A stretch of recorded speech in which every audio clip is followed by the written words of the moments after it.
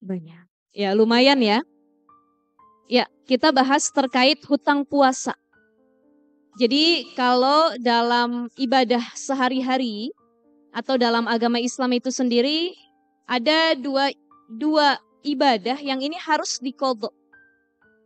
Sholat dengan puasa. Tapi bagi orang yang haid, dia cukup mengqodho puasa saja tanpa mengqodho sholat. Karena berabe, kesian perempuan kalau dia haid 10 hari dia harus qodho sholatnya. Bayangkan 1 hari 5 waktu dikali 10 hari. 50 waktu. Ya. Jadi ada ketentuannya, orang yang haid atau nifas pun dia harus mengqodho sholat itu pada ranah tertentu. Tapi insya Allah di pertemuan yang akan datang mudah-mudahan bisa kita bahas nantinya. Ya, saya ingin fokus kita sekarang pada qodho puasa dulu. Pada hutang puasa. Jadi manusia itu punya 2 hutang. Satu hutang yang kaitannya sama Allah. Yang kedua hutang yang kaitannya dengan manusia. Kalau hutang yang kaitannya dengan manusia, uang, ya, properti dan lain sebagainya. Hutang yang kaitannya sama Allah perihal ibadah yang kita tinggalkan, puasa, sholat dan lain sebagainya. Maka mana yang harus didahulukan? Dua-duanya wajib dibayar. Sama manusia kudu dibayar, sama Allah juga harus dibayar. Ini kadang-kadang sama manusia kita menyalahi hak mereka. Entar aja katanya dia mah banyak duit, entar aja dibayarnya. Ya, tapi kita traveling bisa, healing bisa. Kemudian bikin status dilihat sama orang yang tempat kita minjem utang. Wah, nggak benar dia minjem utang tapi jalan-jalan bisa. Beli tas branded bisa dan lain sebagainya. Ini jadi reminder, muhasabah penting bahwa yang namanya hutang jangan sampai kita keburu wafat tapi belum sempat membayar hutang-hutang kita baik kepada manusia maupun kepada Allah Subhanahu wa ta'ala. Nah, salah satu hutang kepada Allah adalah hutang puasa. Ramadan telah berakhir kemarin. Otomatis mayoritas dari para akhwat perempuan juga pasti hutang puasanya banyak. Baik karena menyusui, baik karena hamil, baik karena nifas, sakit, ataupun karena dia haid. Ini yang keseluruhan pasti kena karena haid. Ya. Maka saya ingin bahas sedikit demi sedikit terkait hutang puasa yang pertama. Saya sudah bagi beberapa hal. Ya. Tadi pembagian hutang, hutang sama Allah, hutang sama manusia. Baik hutang kepada keduanya, Tuhan dan manusia, itu wajib untuk dicatat. Harusnya dicatat. Teteh-teteh kemarin datang haid bulan Ramadan, dicatat. Walaupun itu bukan Ramadan, kalau sudah masuk tanggal-tanggal haid, dicatat. Tapi ustazah kalau saya nggak dicatat, saya lapor sama suami. Yang ingat ya, kemarin mama haid tanggal sekian, berakhir tanggal sekian. Begitu ditanya suaminya lupa. Ya. Karena perempuan itu secara ingatan lebih hebat biasanya daripada laki-laki. Maka jangan pakai cara seperti itu. Kita punya handphone sekarang. Simpan di handphone kita.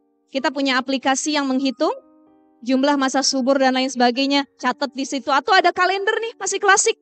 Dibuletin. Selama bulan Ramadan berapa yang ketinggalan itu bisa kita catat untuk pengingat kalau kita bayar qodho puasa. Maka dalam surah Al-Baqarah disebutkan Bismillahirrahmanirrahim.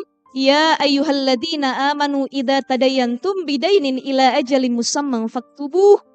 Kalau kamu punya hutang baik kepada Allah ataupun manusia dicatat, tulis biar apa? Biar ada bukti, enggak lupa. Kalau sama Allah biar tahu kapan bayarnya, sama manusia biar ada bukti. Kalau ada yang hutang kita videoin. Kalau ada yang hutang kita fotoin, bentar ya, ini jadi barang bukti. Kalau ada yang hutang catat. Kenapa? Tanda tangan biar jadi barang bukti.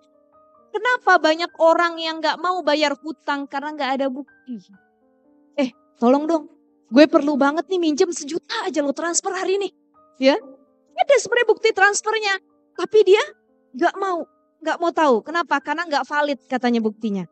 Baik, maka harus dicatat agar kita bisa membayar dengan sebaik mungkin. Perihal yang kedua, itu pembagian hutang. Yang kedua adalah perbedaan qodho dan ada. Kita niat puasa Ramadan masih ingat gak kemarin? Masih ya? Nawaitu shauma ghadin an fardhi syahri Ramadhani hadhihi sanati lillahi ta'ala. Tapi ketika kita mau qodho puasa niatnya kudu beda. Niat mengqodho Itu bedanya qadaan dengan adaan. Kalau adaan, melaksanakan ibadah pada waktunya. Kita ngelaksanain zuhur di waktu zuhur. Kalau zuhur kita nggak ngelaksanain, udah kelewat, ngelaksanainnya di asar, berarti kita qadha zuhur kita ke asar, bukan lagi adaan, tapi qadhaan. Usolli fardhu zuhri arba'a rakaatin mustaqbilal kiblati qadhaan lillahi ta'ala. Bukan adaan lagi. Karena adaan melaksanakan ibadah pada waktunya, begitupun puasa. Maka ketika kita niat bayar hutang puasa, bagaimana niatnya? Nawaitu shauma ghadin an qada'in fardhi syahri ramadhani hadhihi sanati lillahi ta'ala. Diganti adaan dengan qadaan. Itu yang kedua. Yang ketiga, ini pasti pertanyaan yang sering timbul di kita nih terkait permasalahan qadha. Wajibkah qadha puasa dilakukan berurutan atau boleh berpisah-pisah? Teteh, bagaimana? Selama ini bayarnya berurutan atau pisah-pisah? Pisah-pisah ustazah semampu saya. Kadang minggu ini cuma satu, baru bayar lagi bulan depan ya. Jadi dalam setahun itu bisa berapa kali dia bayar. Maka di sini ya sebenarnya tidak ada dalil yang menyatakan dalam Al-Quran harus berurutan atau terpisah-pisah. Tapi ulama berbeda pendapat. Ada dua pendapat ulama. Yang pertama, ulama pertama mengatakan bayar qadha puasa harus berurutan. Karena ninggalinnya juga berurutan. Ya, sini mbak-mbak, teteh-teteh, haid 5 hari, berurutan 5 hari. Maka 5 hari juga harus dibayar berurutan. Kalau kata pendapat ulama yang pertama.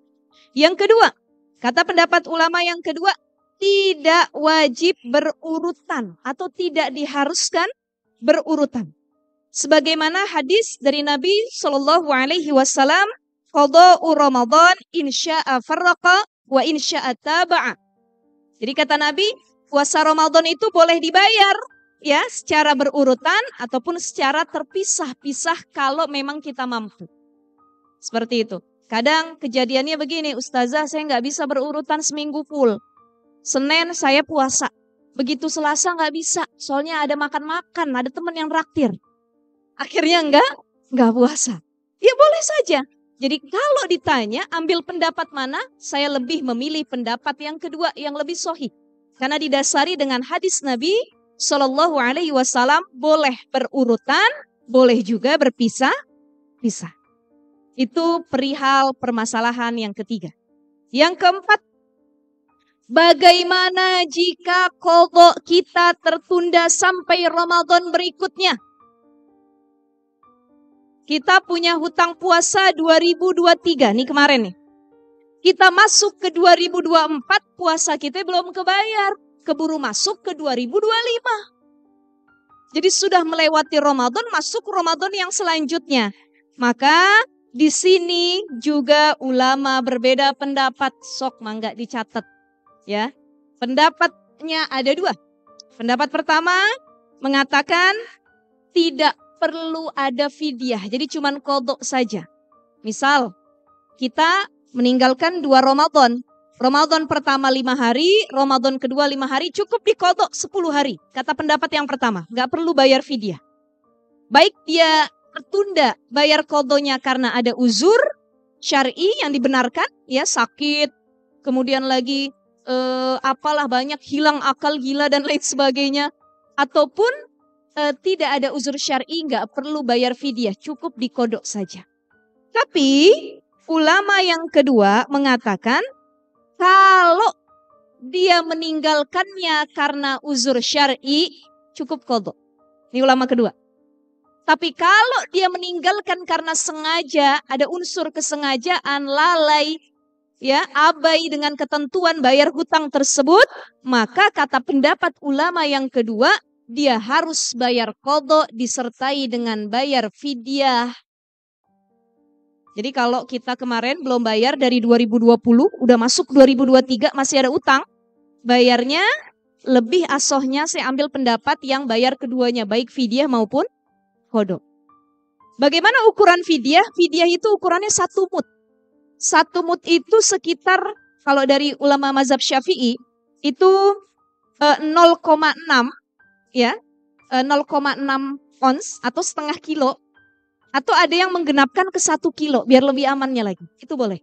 Jadi 1 hari dihitung 1 kilogram beras. Bayar fidyah. 5 hari ditinggalkan dikali 5 kilo berarti dia bayar. Gitu ya. Kurang lebih itu terkait kalau tertunda Ramadan di berikutnya. Kemudian yang kelima, bagaimana jika orang yang belum bayar puasa dia meninggal dunia? Dia belum qadha, keburu meninggal. Belum masuk Ramadan yang akan datang, dia wafat nanti bulan Januari, September atau Desember. Tapi insya Allah yang hadir panjang umur semua mudah-mudahan. Ya, sehat badan, panjang umur. Saya yakin karena di sini masih jomblo rata-rata. Belum pada nikah ya. Jadi biar nikah dulu, ada temannya Ramadan yang akan datang, insya Allah panjang umur. Bagaimana jika meninggal dunia sebelum qadha? Belum bayar fidyah, belum qadha ya.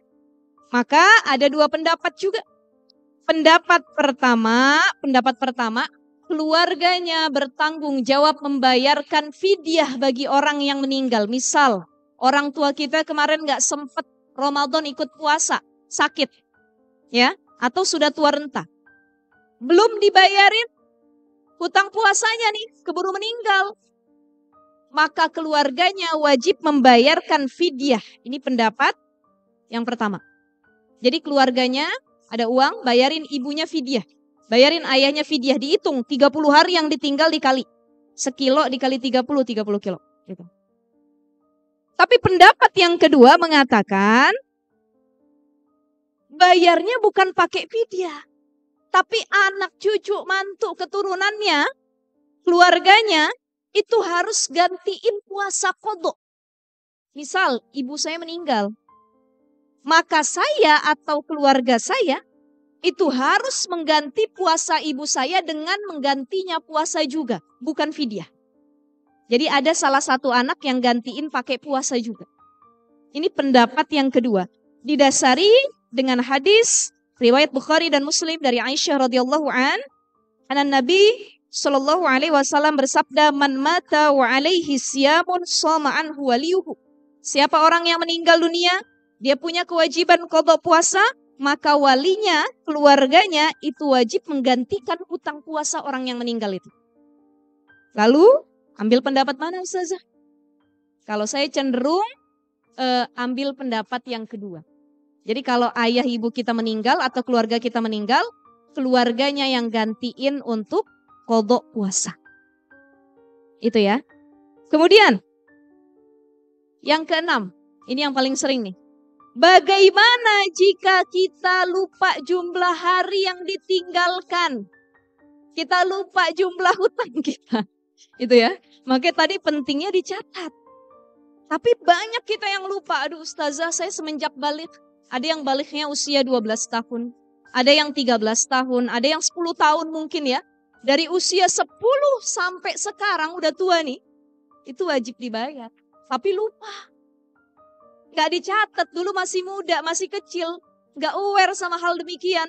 Ya, kadang sholat aja masih, ya alhamdulillah mau sholat juga Ustazah gitu. Bagaimana membayar hutang puasa? Maka di sini para ulama mengatakan kalau kita lupa jumlah berapa kita punya hutang puasa, bayarlah sesuai dengan jumlah maksimum yang kita yakini. Misal, kita berpikiran gini, ya Allah kayaknya hutang puasa saya ini kalau di total-total dari awal saya balik sampai sekarang, mungkin ada jumlahnya 200 hari yang saya tinggalin.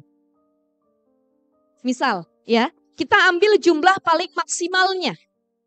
Walaupun sebenarnya nggak nyampe segitu, ternyata hutangnya cuma 150 hari, atau hutangnya cuma 50 hari.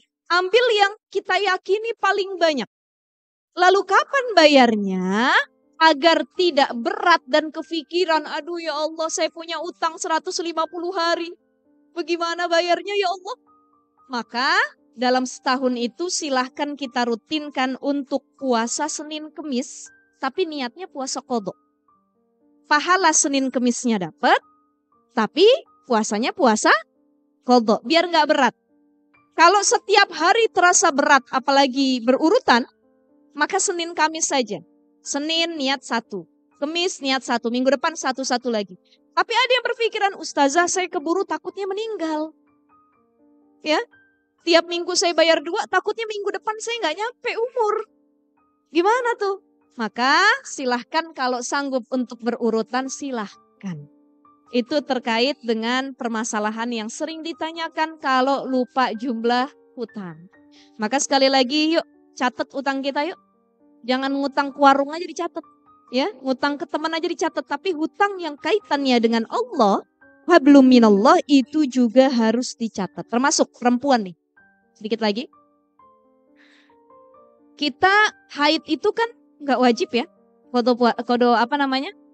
sholat ya. Tapi kalau kita keluar haid pertama kali dan itu pada waktu sholat, kemudian kita belum melaksanakan sholat, maka wajib diqadha sholatnya. Misal, teteh-teteh tadi berangkat ke masjid ini mau sholat zuhur berjamaah. Ketika ke kamar mandi mau buang air kecil, keluar haid. Padahal pengen ikut berjamaah. Karena sudah masuk waktunya dan kita belum melaksanakan sholatnya, maka wajib untuk diqadha. Tapi bagaimana kalau keluar haidnya habis salam? Assalamualaikum warahmatullahi wabarakatuh. Assalamualaikum warahmatullahi wabarakatuh. Kamar mandi, haid. Maka tidak perlu diqadha karena sholatnya sudah dilaksanakan. Ya, itu terkait pengetahuan dasar yang bisa jadi pegangan buat kita semua. Maka terakhir, satu lagi. Kalau tadi cabang permasalahan mengenai qadha puasa sudah kita bahas sedikit demi sedikit. Lalu bagaimana cara bayar hutang puasa? Ada 3. Pembagiannya 1 dengan diqadha, yang kedua dengan bayar fidyah, dan yang ketiga adalah dengan bayar kafarat. Qadha puasa. Siapa orang yang wajib mengqadha puasanya? 1, orang yang sakit dan ada harapan sembuh. Sakitnya nggak kronis. Batuk, pilek dia kagak puasa. Penyakit mahnya kambuh siang hari bulan Ramadan, dia batal puasa. Maka wajib diqadha di hari yang lain. Wa in kuntum maradha aw ala safarin fa'iddatum min ayyamin ukhra. Di hari lain setelah bulan Ramadan. Orang yang sakit dan ada harapan sembuh. Orang yang sedang musafir, perjalanan termasuk mudik. Pulang ke Jogja naik kereta, gak kuat di jalanan, boleh mengqadha puasa. Jadi qadha puasa bagi musafir dibolehkan sebagaimana dibolehkannya perintah mengqosor dan menjamak sholat. Berapa ukuran jamak qosor itu diperbolehkan? Kalau dari ulama mazhab Syafi'i itu di angka 80 kilo ke atas. Jadi kalau kita jalan di bawah 80 kilo nggak boleh yang namanya dijamak qosor. Pengen makan siang ya, karena macet dari Sudirman ke Senayan, podo aja deh puasanya katanya. Padahal cuma dari Sudirman ke Senayan. Rumah kita BSD nyampe nggak 80 kilo? Enggak. Pulang maghrib nggak sempet nyampe rumah Isya, ntar aja dijamak gitu ya. Dan lain sebagainya. Nah itu harus ada syaratnya seperti itu. Sekitar 80 kilo ke atas baru boleh untuk tadi mengqadha puasa bagi musafir dan menjamak qosor sholat bagi orang yang sedang dalam perjalanan. Itu 1, sakit, musafir. Yang ketiga, orang yang hamil dan menyusui. Orang hamil dan menyusui. Dengan catatan, ini disimak baik-baik, jadi bahan penting buat kita. Kalau dia hamil sama menyusui nggak puasa karena takut membahayakan dirinya saja, maka cukup qadha. Kalau dia takut membahayakan dirinya dan janinnya, juga cukup qadha. Tapi kalau yang dia takutin membahayakan janinnya doang, kalau dia puasa, maka bukan hanya qadha, tapi juga harus dibayar dengan fidyah. Ya, jadi kalau kita lagi hamil nih, ya, lagi hamil, aduh saya nggak puasa deh. Kenapa? Takut janin saya kenapa-napa. Maka nanti bukan hanya qadha, dia juga harus bayar fidyah. Tapi kalau kita nggak puasa, saya lemes. Tapi saya yakin kalau bayi saya kuat, itu cuman qadha saja. Dan orang yang membatalkan puasa secara sengaja, ada teman makan keripik di kantor. Kita lagi puasa Ramadan, yang makan keripik lagi haid. Udah bagi dikit dah, nggak kuat bener, enak bener lihat keripiknya. Batal akhirnya puasanya. Maka yang begitu juga wajib qadha. Itu yang pertama, qadha. Yang kedua, fidyah. Bayar fidyah itu ukurannya 1 mud tadi kita genapin ke 1 kilogram beras. Orang yang bayar fidyah siapa saja? 1, orang yang sakit dan tidak ada harapan sembuh, sakitnya kronis. Selepas Ramadan pun dia nggak mampu bayar. Kenapa? Karena kalau dia bayar puasanya dengan qadha atau dengan puasa lagi, maka dikhawatirkan sakitnya makin parah, bisa-bisa dia wafat juga. Yang pertama, orang yang bayar fidyah. Yang kedua, orang yang bayar fidyah adalah orang yang sudah tua renta dan tidak ada kemampuan lagi untuk membayar di hari yang lain. Kita punya orang tua, udah sakit, tua renta, B12, batuk, bengek, bolot, buta dan lain sebagainya. Penyakit orang tua ya. Itu yang begitu udah nggak wajib bayar qadha, dia diharuskan bayar fidyah. Karena sudah tua renta, nggak ada kemampuan lagi. Dan tadi yang bayar fidyah adalah orang yang menunda membayar Ramadan ke Ramadan yang akan datang beserta ibu hamil menyusui yang takut membahayakan anaknya. Qadha, fidyah. Satu lagi, kafarat. Kafarat ini harus dibayar bagi orang cuma 1 khusus nih. Bagi orang mohon maaf, yang berhubungan suami istri di siang hari bulan Ramadan, khusus bagi mereka. Maaf, agak sedikit vulgar karena masuk pembahasan fikih ya. Jadi mohon maaf, kalau laki-laki dia mimpi basah atau keluar mani, maka dia cuman wajib qadha saja. Begitupun perempuan. Tapi kalau sampai al-wat'u, hubungan intim layaknya suami istri, mau dia pasangan halal ataupun haram, mau hubungannya dari kubul ataupun dubur area belakang, itu wajib untuk kafarat. Mohon maaf ya, auzubillahi min zalik, mudah-mudahan Allah jaga kita dari perbuatan yang diharamkan. Jadi istri itu kalau bulan Ramadan halal tapi malam hari. Kalau siang hari haram ya. Haram dan harus bayar kafarat. Bagaimana bayar kafarat itu? Maka dulu pernah ada yang datang sama Rasul. Dia bilang, halaktu ya Rasulullah. Halaktu ya Rasulullah. Celaka aku, wahai Rasul. Kenapa kata Rasul? Aku mendatangi atau mencampuri istriku di siang hari bulan Ramadan. Ya Rasulullah. Apa kata Rasulullah? Rasulullah SAW mengatakan, maka bayarlah dengan kafarat. Ya, silahkan merdekakan budak. Jadi bayar kafaratnya ada 3. 1, memerdekakan budak. Budaknya harus yang beriman. Tapi zaman sekarang gak ada perbudakan. Yang kedua, kalau perbudakan gak sanggup, maka puasa 2 hari berturut-turut. Berturut-turut ya, bukan terpisah. Jadi 1 bulan, padahal cuma 1 hari dia melakukan itu sama suaminya di siang hari, bayarnya 2 bulan berturut-turut. Tuh. Kalau itu nggak sanggup juga, maka yang terakhir memberi makan 60 orang fakir miskin. Itu bayar kafarat. Makanya hati-hati, suami istri saja harus bayar kafarat kalau bulan Ramadan. Bagaimana orang yang hidupnya bebas, mencampuri yang bukan mahramnya, ya, yang bukan pasangan halalnya. Itu pun wajib untuk bayar kafarat plus dapat dosa karena zinanya. Ya.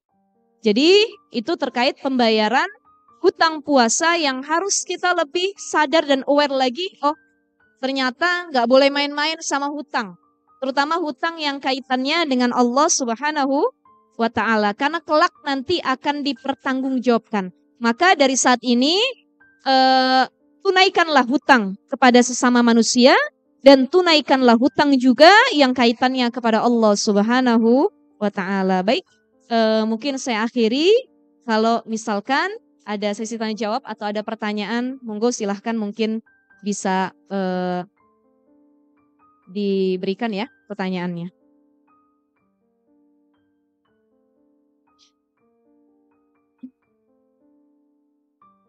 Silakan.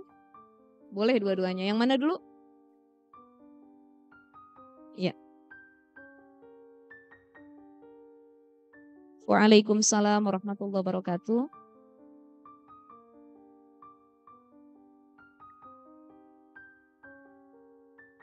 Mm, mm,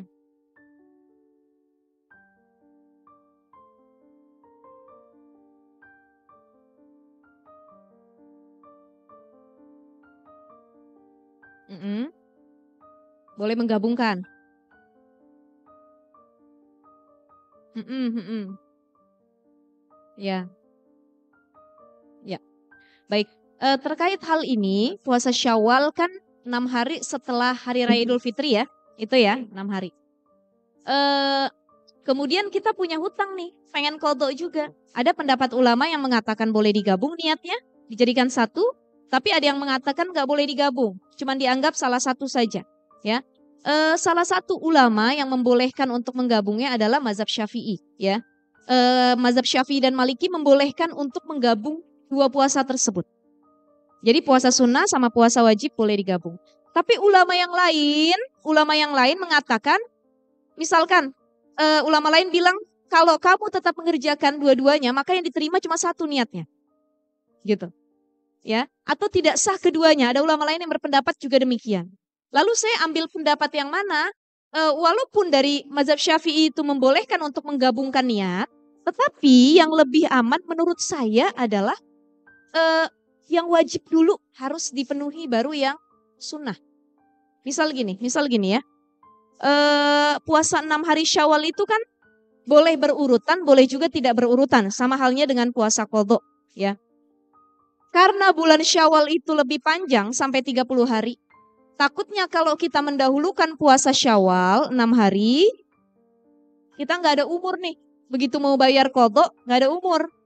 Maka kalau saya sendiri yang sudah beberapa tahun ini, saya mendahulukan hutang dulu, saya bayar, baru nanti puasa Syawalnya saya di akhir. Gitu. Ya. Karena kan yang satu wajib, yang satu sunnah. Seperti itu. Kalau saya ambil pendapat yang demikian. Gitu ya Mbak ya, kurang lebih ya. Bisa saja. Cuman itu pun masih jadi perdebatan di kalangan ulama. Karena apa ya, jatuhnya tuh 50-50 gitu. Sebagian besar nganggapnya harus dipisah, sebagian besar juga mengatakan boleh digabung gitu. Maka kalau saya ambil pendapat yang wajib dulu baru yang sunnah. Ada lagi tadi satu lagi ya? Waalaikumsalam warahmatullahi wabarakatuh.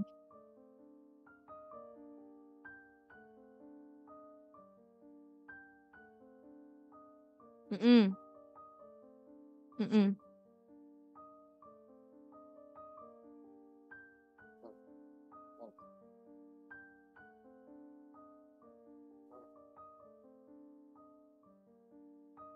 Ya, yang sisa qadhanya berapa? 20. Oke, bayar fidyahnya dulu. Fidyahnya dulu. Jadi kan kalau demikian, kalau meninggalkan beberapa Ramadan, belum sempat dibayar nih kayak ibu hamil menyusui ya. Tahun ini hamil, tahun depan nyusuin. Tahun depan hamil lagi. Tuh ada yang begitu tuh. Hamil nyusuin, hamil lagi. Kira susah ngebayarnya gitu ya. Nah itu tetap harus diusahakan untuk dibayar qadha dengan fidyah juga. Karena sudah meninggalkan beberapa bulan. Jadi bayarkan fidyahnya dulu, segera mungkin. Dan sekarang posisinya lagi nyusuin. Anaknya sudah berapa tahun? 1 tahun. Dicoba. Jadi dicobanya gini, dilihat. Mampu atau enggak anak kita tuh ikut ibunya puasa. Karena kan kalau anak sudah 1 tahun, dia enggak cuma fokus sama ASI saja. Dia juga sudah ada makanan lain pengganti ASI yang masuk. Ya, jadi bisa ditambah dengan susu yang lain. Bukan fokus ke ASI saja. Kecuali anaknya masih usia 6 bulan, 5 bulan yang itu cuma fokus tuh. Belum dapat empasi tuh. Ya cuma susu doang. Kadang-kadang dia malah lemes tuh. Makanya dikhawatirkan membahayakan anak. Kalau sudah usia 1 tahun ke atas, boleh konsultasi sama tabib psikoh. Jadi dokter yang dapat dipercaya, dokter anak misalkan. Ya ditanya keadaannya, dok, saya pengen nyoba puasa. Kira-kira kalau anak saya tuh diajak puasa, tapi asinya beda gitu ya dok ya. Gimana ya dok? Nanti dokter itu bisa kasih solusi. Ya, kalau dokternya bilang, ya udah ibu, coba aja dulu 1 hari puasa. Kalau pas dilihat, oh dok, anak saya begini waktu saya puasa. kata dokternya jangan puasa lagi Bu, berarti tunggu sampai disapi. Tapi kalau kata dokternya, oh nggak masalah, dia cuman agak rewel aja nggak masalah kok. Nanti kasih kudapan atau makanan pengganti yang lain lebih banyak lagi kata dokternya. Maka bisa ibunya untuk berpuasa. Ya, jadi sebenarnya menyusui dan hamil berpuasa atau tidak yang tahu kita. Yang tahu kita, jangan sampai ini jadi alasan gara-gara saya hamil menyusui, tok 30 hari saya nggak mau puasa. Banyak kok orang hamil tapi dia mampu puasa Ramadan. Banyak kok orang menyusui dia mampu puasa Ramadan. Jadi kalau kata Said Sabik itu, perempuan buat mengetahui dia mampu atau tidaknya lagi hamil menyusui ini, mampu atau tidaknya dia berpuasa, yang pertama adalah belajar dari pengalaman. Belajar dari pengalaman. Oh, pengalaman dulu saya coba puasa ternyata kenapa-napa nih janinnya atau diri saya juga kenapa-napa, nggak bisa. Yang kedua adalah pergi ke dokter yang terpercaya, dokter kandungan kalau lagi hamil. Kalau anaknya sudah menyusui, DSA, dokter spesialis anak, itu bisa konsultasi dan memberikan wejangan, masukan, baru nanti kita bisa memutuskan kita puasa atau tidak. Gitu ya. Jadi kalau ngambil wejangan itu jangan dari yang lain-lain. Misalnya kita mau puasa, kita nanya orang tua, Mah, atau mamah mertua, Mah saya mau puasa nih Mah. Kata mamah mertua, jangan, nanti rewel anak kamu jangan puasa. Karena yang tahu sebenarnya bukan mertua atau ibu kita. Yang lebih paham keadaan kita adalah diri kita dan konsul kepada dokter yang terpercaya. Kurang lebih seperti itu ya Teh ya. Jadi coba diusahakan untuk qadha juga.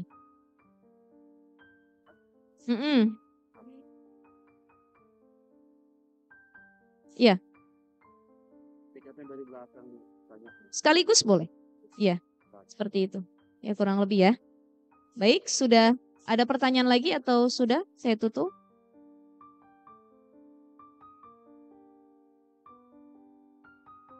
Ada pertanyaan lagi? Sudah ya? Sudah ya? Karena sudah jam 1 juga, ini kayaknya udah kelihatan gak tenang nih. Harus melanjutin deadline-deadline yang lain ya, tugas-tugas kantor yang lainnya.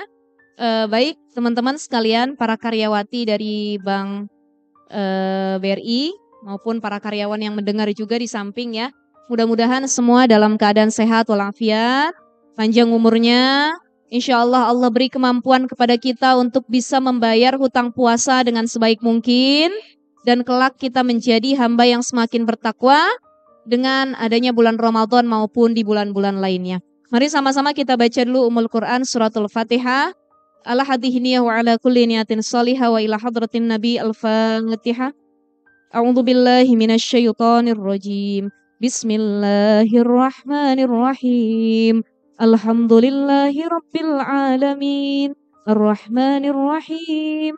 Maliki yaumiddin. Iyyaka na'budu wa iyyaka nasta'in.